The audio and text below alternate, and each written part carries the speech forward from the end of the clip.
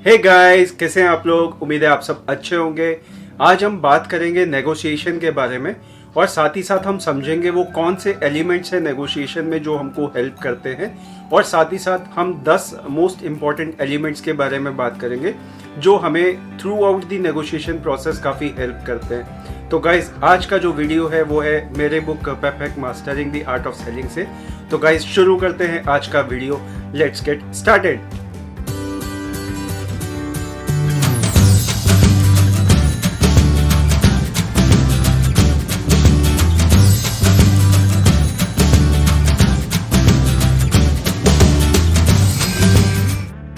Guys, कभी आपने notice किया है कि आप हर रोज नेगोशिएट करते हैं? कभी अपने स्पाउस के साथ, कभी अपने बच्चों के साथ, कभी पेरेंट्स, कभी फैमिली मेंबर्स, रिलेटिव्स, कभी ऑफिस में colleagues, bosses, subordinates, team members, other departments.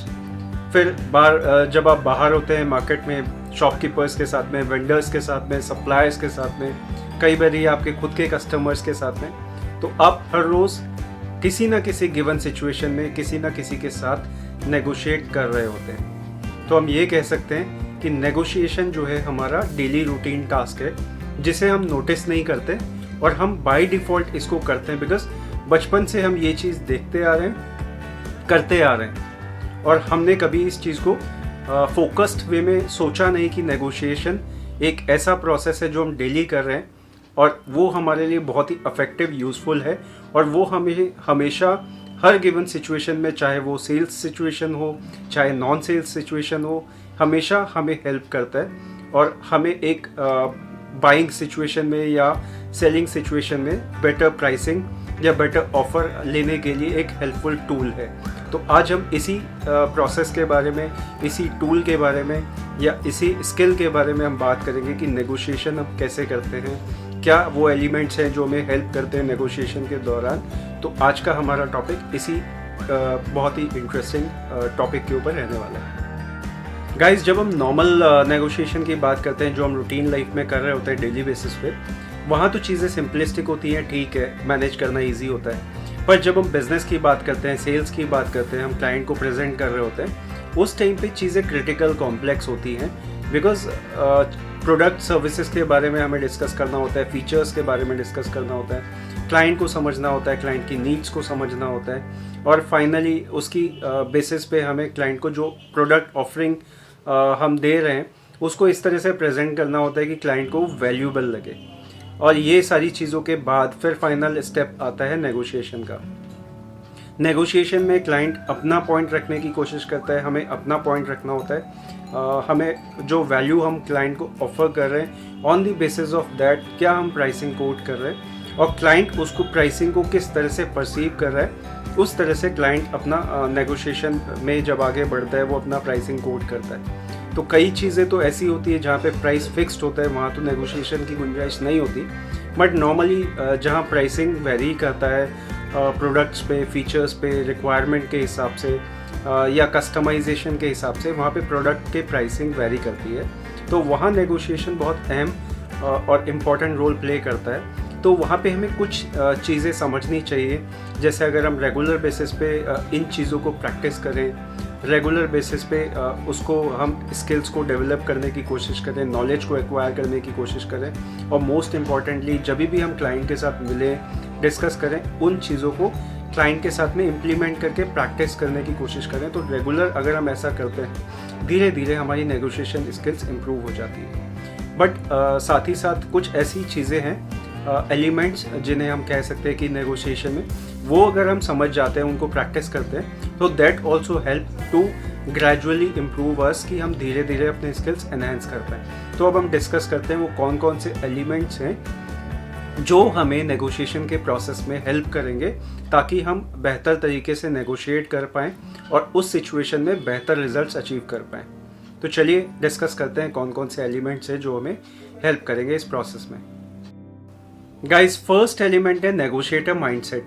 अब आप सारे सेल्स प्रोसेस के जितने भी स्टेप्स होते हैं वो कंप्लीट करते हुए इस स्टेज पे आए हैं कि फाइनली आप क्लाइंट के साथ में नेगोशिएट कर रहे हैं। नेगोशिएट आप 2-3 चीज़ों पे करते हैं। पहला प्राइसिंग को लेकर, दूसरा टर्म्स एंड कंडीशंस जो होती हैं प्रोडक्ट सर्विसेज की वो, और उसमें कस्टमाइजेशन अगर कुछ है तो उस चीज़ को लेके भी आप नेगोशिएट करते हैं कि क्या कस्टमाइजेशन हो सकता है। तो गाइज अब इस स्टेज पे जब आप पहुँचे हैं तो आपको सबसे पहले अपने आप को तैयार करना है कि आप नेगोशिएशन में जा रहे हैं, नेगोशिएशन प्रोसेस में जा रहे हैं। अब आपका ऑब्जेक्टिव ये होना चाहिए कि जो आपके प्रोडक्ट सर्विसेज हैं उसके लिए आप एक अच्छा खासा अमाउंट या फीस या चार्जेस जो भी आप कह लें वो गेन कर पाएँ। वहीं दूसरी तरफ आपके क्लाइंट का ऑब्जेक्टिव ये रहता है कि वो ज़्यादा से ज़्यादा वैल्यू कम से कम प्राइस पे अचीव कर पाए, गेन कर पाए। तो आप दोनों का ऑब्जेक्टिव, दोनों का पर्सनल ऑब्जेक्टिव है कि आप ज़्यादा प्राइस लें, वो ज़्यादा वैल्यू लें। तो उन दोनों चीज़ों को कैटर करते हुए इस तरह से नेगोशिएशन प्रोसेस होना चाहिए कि आपके क्लाइंट को भी ज़्यादा से ज़्यादा वैल्यू मिल सके और आपको भी प्राइसिंग अच्छी मिल सके आपके प्रोडक्ट सर्विसेज के लिए। तभी वो प्रोसेस कंप्लीट माना जाएगा, बिकॉज तभी विन विन सिचुएशन होगी आप दोनों के लिए। तो इसीलिए ज़रूरी है सबसे पहला चीज़ कि आप प्रिपेयर हों, अपने आप को प्रिपेयर करें कि आप अब नेगोशिएशन प्रोसेस का हिस्सा बनने जा रहे हैं और उस प्रोसेस में क्या क्या चीज़ें करना है, किस तरह से करना है, वो चीज़ें आप प्रिपेयर करके रखें पहले से। गाइज सेकेंड एलिमेंट है प्रिपेयर वेल। आप जब नेगोशिएशन प्रोसेस में जा रहे हैं आपको उससे पहले प्रिपेयर करना चाहिए अपने आप को। आपको अपने प्रोडक्ट, सर्विसेज, फीचर्स जो आप ऑफर कर रहे हैं, प्राइसिंग, उन चीज़ों को अच्छे से समझना चाहिए। क्लाइंट क्या वैल्यू परसीव कर रहा है उसे भी आपको समझना चाहिए और क्लाइंट का अगर पास्ट ट्रैक रिकॉर्ड अगर आपके पास है उसके बाइंग को लेके, उसके नेगोशिएशन को लेके चीज़ों जो भी आप ज़्यादा से ज़्यादा information related to negotiation process, जो चीज़ें एलिमेंट उस प्रोसेस में इन्वॉल्व होने वाले हैं, उन चीज़ों के ऊपर आप जितना रिसर्च कर पाएँ, जितना इन्फॉर्मेशन गैदर कर पाएँ कर लें, तो वो आपको नेगोशिएशन प्रोसेस में हेल्प करेगी नेगोशिएट करते समय क्लाइंट के साथ में। और आप बेहतर तरीके से अपने प्रोडक्ट, सर्विसेज, फीचर्स उसके बारे में बता पाएंगे और साथ ही साथ क्लाइंट की रिक्वायरमेंट, नीड्स को समझते हुए जो बेस्ट ऑफर है वो क्लाइंट को दे पाएंगे और दोनों के लिए विन विन सिचुएशन भी क्रिएट कर पाएंगे। गाइज थर्ड एलिमेंट है area of interest. Area of interest को हम दो तरीके से समझ सकते हैं, एक एक्सप्लिसिट इंटरेस्ट और एक implicit interest. Explicit interest clearly defined होता है, हम जानते हैं क्या एक दूसरे की नीड्स है, रिक्वायरमेंट्स है, क्या प्रोडक्ट्स है, फीचर्स हैं, क्या प्राइसिंग है, इन चीज़ों के बारे में हम जानते हैं। कुछ फियर्स भी हो सकते हैं कि अगर हम प्रोडक्ट ना बेच पाए तो, सेम वे पार्टी का फियर भी हो सकता है कि अगर वो प्रोडक्ट ना खरीद पाए तो उसका क्या आउटकम होगा। तो ये कुछ चीज़ें हैं जो दोनों पार्टीज़ को जो नेगोशिएशन प्रोसेस में है पता होती है, बट कुछ ऐसी चीज़ें होती हैं जो दोनों को नहीं पता होती। वो होता है इम्प्लिसिट इंटरेस्ट। वो जैसे हो सकता है कि आप ज़्यादा से ज़्यादा कितने प्राइसिंग को कम कर सकते हैं, दूसरी पार्टी कितना ज़्यादा से ज़्यादा उस प्राइसिंग को एक्सेप्ट कर सकती है, प्रोडक्ट फीचर्स में वेरिएशन कितने तक अलाउड हो सकता है या कितना कस्टमाइजेशन हो सकता है, कितनी चीज़ें कस्टमाइज की जा सकती हैं। उसके अलावा बैक ऑफ द माइंड कुछ और चीज़ें भी चल रही होती हैं जो हमें नहीं पता होती। तो एक्सप्लिसिट इंटरेस्ट और इम्प्लिसिट इंटरेस्ट उस सिचुएशन में क्या हो सकता है वो क्लियर होना चाहिए। इम्प्लिसिट इंटरेस्ट को हम समझने की कोशिश कर सकते हैं कि ये आउटकम निकल के आ सकता है। तो अगर हम उस चीज़ को ज़्यादा बेहतर समझ पाएंगे उतना ही ज़्यादा बेहतर चांसेस है कि ये negotiation process smoothly, effectively complete होगा। गाइस फोर्थ एलिमेंट है एरिया ऑफ पोटेंशियल कॉन्फ्लिक्ट। इसका मतलब ये है कि जब आप नेगोशिएशन प्रोसेस में हैं कुछ ऐसी चीज़ें अराइज हो सकती हैं जो कॉन्फ्लिक्ट में कन्वर्ट हो जाएं, और वो किस रीज़न से हो सकती हैं, क्या हो सकती हैं, कौन कौन से पॉइंट ऐसे होते हैं जो कॉन्फ्लिक्ट को अराइज कर सकते हैं। तो वो हमें पहले से प्रिपेयर जब हम करते हैं नेगोशिएशन प्रोसेस के लिए, तो हमें उन चीज़ों को पहले से फोकस रखने की कोशिश करना चाहिए। हमें लिस्ट आउट कर लेना चाहिए कि कौन कौन से ऐसे एरियाज़ हो सकते हैं जहाँ पे क्लाइंट डिस्प्यूट रेज कर सकता है या क्लाइंट कंसर्न रेज कर सकता है, और हम उसको प्रॉपर्ली किस तरह से एड्रेस करेंगे। तो उन चीज़ों के लिए अगर हम पहले से प्रिपेयर रहें, समझने की कोशिश करें किस तरह से वो अराइज़ होंगे, क्यों अराइज़ हो सकते हैं, तो हम उसके लिए पहले से बेटर वे में प्रिपेयर होंगे, तो हम इफेक्टिवली उसको हैंडल कर पाएंगे। सेम वे इन केस अगर वो अराइज़ हुए तो, नहीं अराइज़ हुए तो बेस्ट सिचुएशन वही होगी कि वो अराइज़ ही ना हो, बट अगर अराइज़ हो तो हम उसको हैंडल कर पाएँ प्रॉपर तरीके से, जिस तरह से हम ऑब्जेक्शंस को हैंडल करते हैं। और सेम वे उसको अगर ज़्यादा ज़रूरी नहीं है तो कई बार इग्नोर भी किया जा सकता है, और अगर वो ज़रूरी है जिसको एड्रेस करना इम्पॉर्टेंट है आपके लिए उस गिवन सिचुएशन में, तो आपको उसको इस तरह से हैंडल करने की कोशिश करनी चाहिए कि वो फर्दर कॉन्फ्लिक्ट में कन्वर्ट ना हो और उस सिचुएशन को वहीं कंप्लीट वे में सॉल्व कर लिया जाए। अगर उसका सॉल्यूशन आपके पास अवेलेबल है, नहीं अवेलेबल है तो आप उसके लिए किसी की हेल्प भी ले सकते हैं या उस सिचुएशन को आप अवॉइड करने की कोशिश भी कर सकते हैं जो उस सिचुएशन में भी बेस्ट सॉल्यूशन हो सकता है। गाइस, द फिफ्थ एलिमेंट है फेयर स्टैंडर्ड्स टू फॉलो।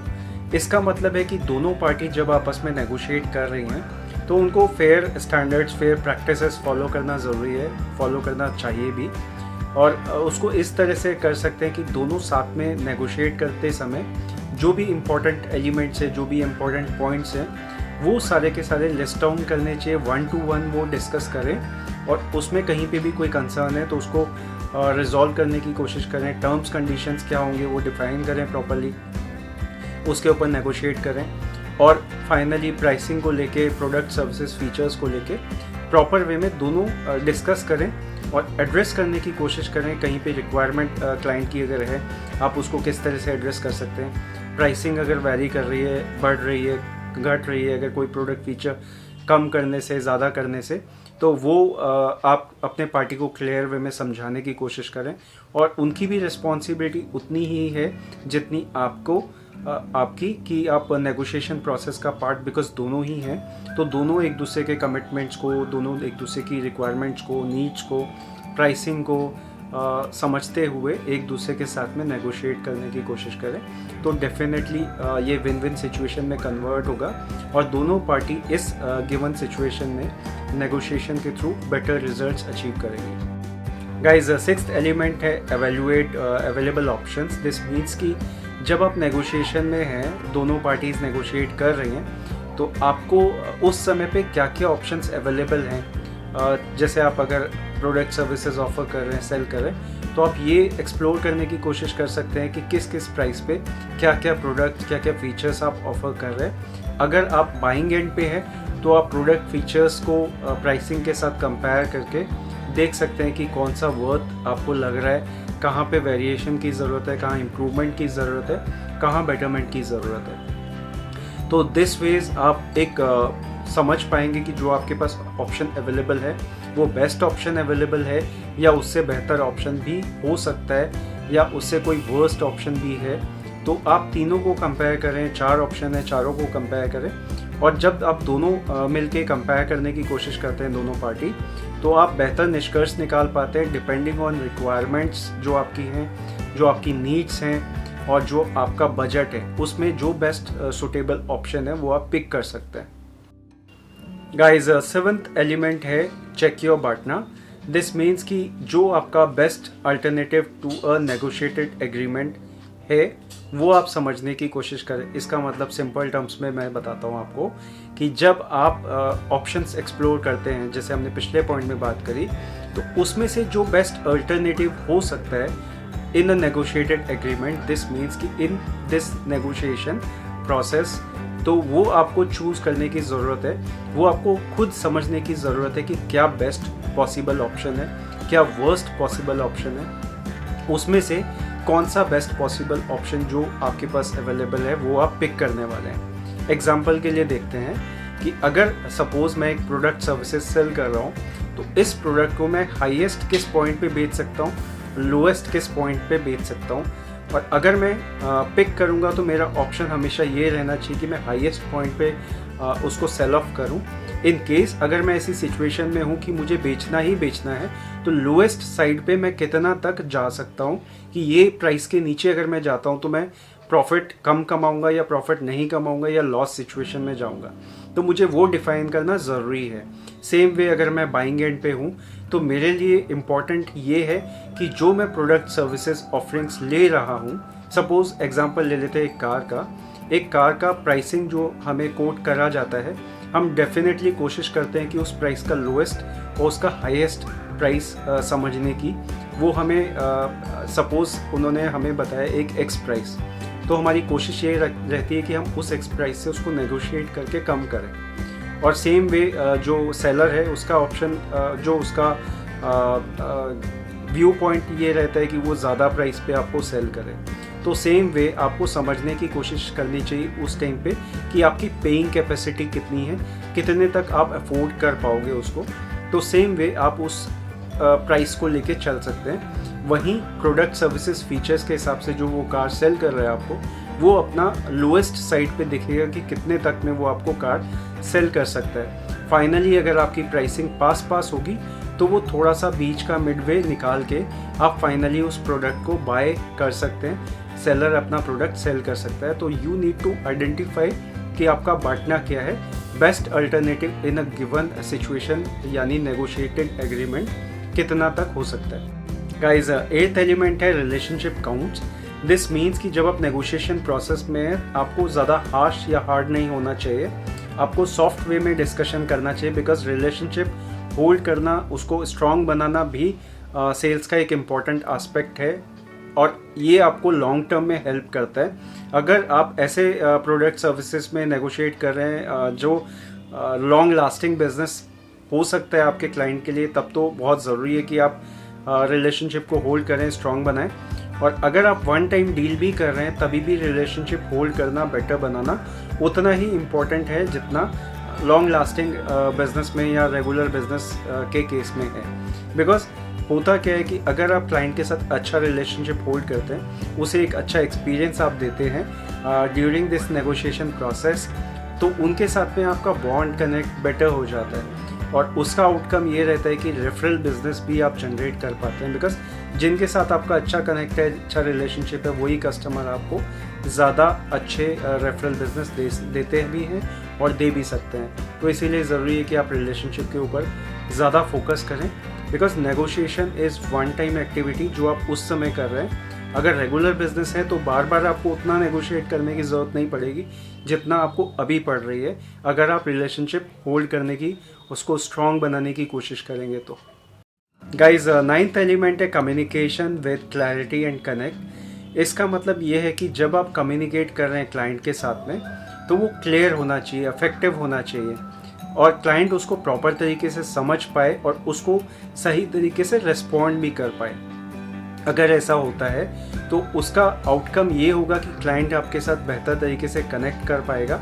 जो आप क्लाइंट को बता रहे हैं, समझा रहे हैं, जो प्रोडक्ट फीचर्स आपने उसको एक्सप्लेन कर रहे हैं, वो एक तो उन्होंने क्लियरली समझ पाएंगे और साथ ही साथ रिलेट कर पाएंगे अपनी प्रॉब्लम के साथ, कंसर्न्स के साथ, और बेस्ट आउटकम क्या हो सकता है वो भी उनको एक्सप्लोर करने में, समझने में आसानी होगी।